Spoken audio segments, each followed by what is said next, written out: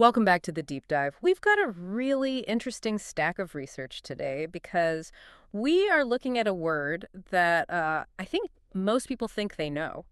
But Right. the mechanics of it, the actual engine under the hood, are surprisingly complex.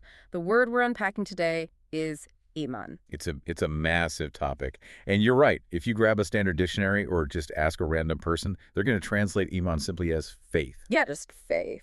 But looking at these theological texts, the articles, and the linguistic breakdowns we're going through today, translating Iman as just faith Yeah. is, well, it's a bit like calling a skyscraper a hut. You miss the structural integrity of the thing. That's exactly the angle I want to take today. The structure. Yeah. Because the sources we're covering, they don't describe Iman as this fluffy, abstract feeling that just floats around in the ether somewhere. No, not at all. They describe it like a piece of architecture. Or actually, the most common metaphor in the texts is a tree. Roots deep in the ground, branches reaching up to the sky. Right. It's depicted as a system. It's an engine that drives behavior. And what's really fascinating about the material for me is how numerical it gets. Oh, the lists. Yeah, the lists. Yeah, the 6 pillars that hold the structure up, and then you have the 77 branches that dictate everything from how you pray to, well, literally removing a stone from the road. That specific example, the stone in the road, is probably my absolute favorite takeaway from this whole stack of research. It's such a vivid image. It really is. But before we get to the branches, we kind of have to start with the root definition, because the texts make a really hard distinction between Iman and Islam. And I think for a lot of people, those words are totally interchangeable. They aren't in this context. And this is where the linguistics get really cool. To understand Iman, you have to look at the root word. It comes from amana, which actually means security or safety. Safety. In what sense? Like physical safety? Because usually when people talk about faith, it sounds like a risk. You know, you take a leap of faith. That's the Western connotation, for sure. But here, the linguistic root implies existential safety. It implies a certitude that brings you peace. Oh, wow. Yeah, it's not, I hope this is true, fingers crossed. It is confidence in a real truth. When you have that level of confidence, you feel secure. You aren't anxious about the unknown because you trust the source. So it's the exact opposite of blind hope. It's a settled, grounded state. Exactly. And this is where the distinction with Islam gets really sharp. So if you're following along with us, the sources describe Islam as submission. Its location in the human being is the intellect or the exterior. The outside stuff. Right, you follow the rules, you pray, you fast, you give charity. When you submit to those practices, you become a Muslim, one who submits. Okay, so Islam is sort of like the contract. You sign it, you follow the terms, you are a participating member of the community. Correct. But Iman is defined as faith or recognition. Its seat isn't just the intellect or the limbs, it's the heart. It creates the mu'min or the believer. So technically, based on these theological texts, you can be a Muslim without fully being a mu'min yet. Precisely. And the sources cite this famous anecdote involving Bedouins in the Quran. They came to the Prophet and claimed to believe, to have Iman, Right. but the response they got was essentially, no, say instead that you have submitted, say you have Islam, because faith Iman has not yet fully settled in your hearts. That's a pretty sick burn, actually. Just like you're following the rules, but you don't really get it yet. It's not necessarily an insult, though. It's a classification. It suggests that Iman is a higher tier of internalization. Think of it like it's the difference between following the speed limit because you don't want a ticket and following it because you genuinely believe it's the safe and right thing to do. That is a great way to put it. Now, the sources also mention a third dimension here, right? Ihsan. Yes. The religion is often mapped out in 3 dimensions. You have Islam, which is the practice, Iman, which is the faith, and Ihsan, which is excellence or deep spirituality. But for our deep dive today, we are zooming in squarely on Iman. And the Prophet Muhammad gave a very rigid 3-part definition for it. It's not just a feeling. No, it's very structured. I have that breakdown right here in the notes. It's acknowledgement in the heart, voicing with the tongue, and activity with the limbs. And the text emphasized that you need all 3. Yeah. It's not enough to just know the truth privately in your heart. You have to express it, that's the tongue, and then reflect that confidence in your physical actions, that's the limbs. If any piece is missing, the Iman is incomplete. So let's look at the acknowledgement in the heart part. If Iman is a structure, what is the foundation? The sources call these the Arkan al-Iman, right? The pillars of faith. Right. Just as a building needs a solid foundation, Iman has 6 non-negotiable articles of belief. If you pull one of these out, the whole thing collapses. Okay, let's run through the list because some of these are standard for monotheistic religions, but a few really surprised me with their nuance. So number one is Tawhid. Belief in the oneness of God. That is the absolute core. Without that, nothing else stands. Makes sense. Number two is angels. Specifically their existence. The sources mention Jibril or Gabriel, Mikhail, Israfil. It's accepting that there is a reality beyond the visible spectrum. It's acknowledging that the universe is just much busier than what we can see with our eyes. Number three is where I think people from other traditions might get tripped up. Belief in the books. And it's not just the Quran. No, and that's a very common misconception. To have Iman, you must believe in the original scriptures authored by God. This includes the Injil, which is the gospel given to Jesus, the Torah given to Moses, the Zabur, or Psalms, given to David, even the scrolls of Abraham. So it validates the previous revelations. It's not saying everything before this was wrong. Quite the opposite. It acknowledges a continuity of divine communication throughout history. It says we are part of the exact same story, which actually leads directly to pillar number 4, belief in the prophets. Right. Again, from Adam all the way to Muhammad, it includes Jesus, Moses, David, Joseph, Jacob. It's a belief in the unbroken lineage of messengers. Then number 5 is the Day of Judgment. This is the accountability mechanism. Resurrection, the division of humanity into paradise or hell, and the scales, the mizan, that weigh deeds. It's the core belief that your actions have consequences that outlast a human lifetime. And finally, number 6. This is the philosophically heavy one, predestination or Qadar. The divine decree. This is the belief that God knows and allows all outcomes. And the text is very specific here, whether those outcomes are perceived by us as good or bad. It's an acceptance that absolutely nothing happens outside of God's knowledge or permission. See, that seems like the hardest one to truly internalize. It requires accepting a total lack of control. It does. But remember the root word we talked about, safety. The theological argument here is that accepting God is in control actually provides that safety. Because someone else is driving. Exactly. If you believe the one in control is perfectly merciful and wise, you don't panic when things go wrong. You have that certitude. But those are the roots. That's the internal stuff. Right. But a tree isn't just roots. If you have roots but no branches, you just have a stump. And this is where the source material gets incredibly granular. We move from the pillars to the branches, the Shu'ab al-Iman. This concept is wild to me. It comes from a hadith stating that faith has 70-odd branches.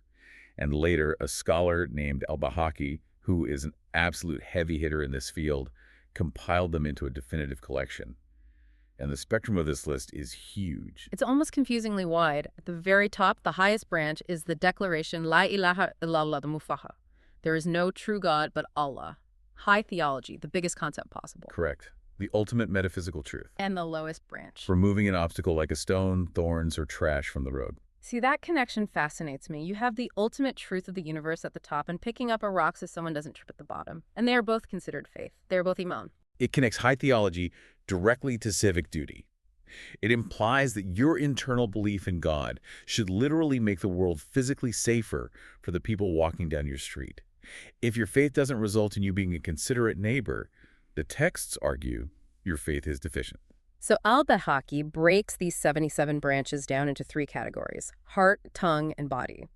Let's look at the heart first. There are 30 branches here. These are mostly about emotional regulation and internal states. Yeah. Love for God, obviously, but also remorse for sins, humility, and really interesting ones like the absence of jealousy or not having a love for the world. Meaning materialism. Exactly. It's about orienting your internal compass. Yeah.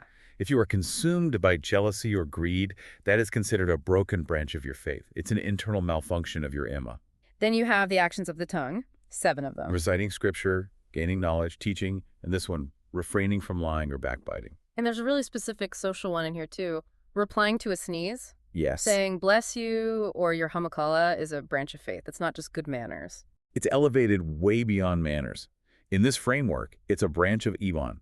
It's a recognition of the other person's existence and a prayer for mercy upon them. It turns a basic biological reflex into a spiritual interaction. It builds community cohesion. That is such a cool reframe. Okay, so heart, tongue, but the biggest category is the actions of the body. There are 40 branches here.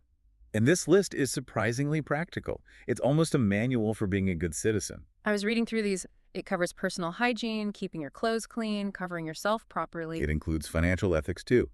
Paying debts is a branch of faith. Ensuring your income is pure is a branch of faith. That's a big one. It means business isn't just business, it's theology. Exactly. And it includes social responsibility. Repaying loans, making peace between warring factions. It even includes family duties like comforting your parents and raising your children well. There's one term emphasized here regarding the body haya, modesty. Yes, Haya is highlighted as a crucial branch. But look at the breadth of this. If you look at these 40 branches, you realize that Iman isn't just what you think about on a prayer mat. It's whether you pay your employees on time. It's whether you clean up your trash. It's whether you visit your sick neighbor. It bridges the gap between the spiritual and the mundane perfectly. But, this raises a question about mechanics. If faith requires all these actions, does that mean faith is dynamic? Can it change? Or is it just like a light switch, on or off? That is a classic debate in the history of Islamic theology. But the Sunni view, presented in our sources, uses that tree analogy for a very specific reason. A tree grows. It can wither. It can lose branches in a winter storm and grow them back in the spring. So faith fluctuates. Yes. The standard formula given is it increases with obedience and good deeds, and it decreases with sin. So deeds aren't just extra credit for believers. No, not at all. A scholar mentioned in our texts, Hamiduddin Farahi, argues that deeds are the actual proof of faith. Since words can be cheap and thoughts are completely invisible to us, deeds testify to the reality of the faith in a person's heart. So a person who claims to believe but acts terribly Is like a person who claims to have a healthy tree but points to a stump with dead branches. The branches prove the roots are alive. If there are no branches, you really have to question if the root is actually down there in the dirt. That makes a lot of sense. Now, I want to touch on the relationship between faith and reason, because there is often this assumption, especially from the outside looking in, that faith means turning off your critical thinking. Don't ask questions, just blindly believe. The sources we have today heavily dispute that. Ismail Raji al-Faruqi, a really prominent scholar, is quoted here, and he argues that Islam presents its principles rationally. Rationally, how so? He says, it expects acceptance based on logical arguments. It's not about blind submission, it's about critical thinking. The Quran appeals to the intellect constantly with phrases like, do you not think, or do you not reason? It tells people to look at the stars, look at the camels, look at the rain. It treats the natural world as data to be analyzed to prove the Creator exists. So it's actively asking you to look at the evidence. Exactly. And the Shia view, which we're going to get to in a second, doubles down on this even more. They argue that you cannot imitate someone else in the fundamentals of faith. You have to reason your way there yourself. Before we get into the Shia view, there's a concept here in the notes called the sweetness of faith, which sounds very poetic, but they describe it as a tangible, lived state. It is poetic, but the commentary clarifies it really well. It's described as an experience. You taste the sweetness when you love God and the messenger more than anything else, even more than yourself. That sounds intense. It is intense. But Amin Ahsan Islahi, another scholar we're looking at, explains that this isn't just emotional hysteria. It's a love based on intellect and core principles. It means you prioritize this viewpoint over your own worldly desires. It's an intellectual conviction that evolves into an emotional state. It starts in the head, settles in the heart, and becomes sweet or easy to follow. We've been looking at this pretty broadly, but we need to pivot to a specific perspective mentioned in the source material, the Shia view of Iman, because there's a distinction there that changes the definition slightly. Right. If we look at Twelver Shia Islam, the definition of Iman has an additional, very specific pillar. Which is? Belief in the Imams.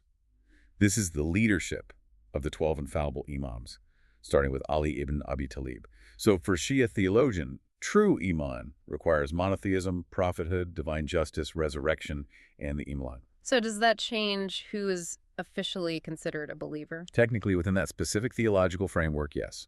In this view, every believer is a Muslim, but not every Muslim is a believer, or mu'min. Unpack that a bit for us. So Islam gives you legal status. Yeah. You're part of the community, you can marry other Muslims, you inherit, you're protected by the law. But Iman, which includes that specific belief in the Imams, is considered the prerequisite for the higher spiritual acceptance and the full guarantee of paradise. It's like a tighter circle within the larger circle. Exactly. And there's a note here about imitative faith that I found really interesting in the context of Shia theology and the Mutazilites. Yeah, I saw that too. Taqlid. Right. They argue that faith cannot be merely imitative. Meaning you can't just believe because your parents believed. Exactly. You cannot just copy the people around you. You have to reach conviction through your own understanding and reasoning. If you just follow the crowd, that isn't considered true Iman regarding the fundamental beliefs. You have to do the intellectual work yourself. That goes right back to the idea of faith and reason being linked. You have to own it. You can't just lease it from your dad. You really do. Whether you look at the Sunni perspective, emphasizing deeds as the proof of faith, or the Shia perspective, emphasizing the necessity of independent reasoning, the common thread is active participation. You can't be a passive passenger in your own belief system. It really does seem like Iman is portrayed as a living organism. It's not a badge you wear. It is. It resides in the heart, it's spoken by the tongue, and it's proved by the limbs. It's a total comprehensive system. And I think that's the big takeaway for me. If you think about it, we usually keep the metaphysical stuff, the angels, Judgment Day, the heavy theology in one box. And then we keep the mundane stuff, cleaning the street, paying back a loan, being nice to your parents in a completely separate box. And Iman smashes those boxes together. It says that your belief in the angels is directly linked to whether or not you remove a thorn from the path. It demands that internal belief results in external good. It's a remarkably high standard. It basically says, don't tell me what you believe, show me how you live. It is. It's not a membership card you just carry in your wallet and forget about. It's a state of being you have to maintain every single day. I want to leave you, our listeners, with that thought about the stone in the road. Because we mentioned earlier, the sources say that the lowest branch of faith is removing an obstacle from the path. The absolute minimum requirement, the floor of faith. Right. So if removing a stone is the minimum proof that faith exists, what does it say about the state of faith in a society where we are constantly creating obstacles for others rather than removing them? That is a very heavy question to end on. Something for you to mull over. That's it for this deep dive into the architecture of belief. Thanks for listening.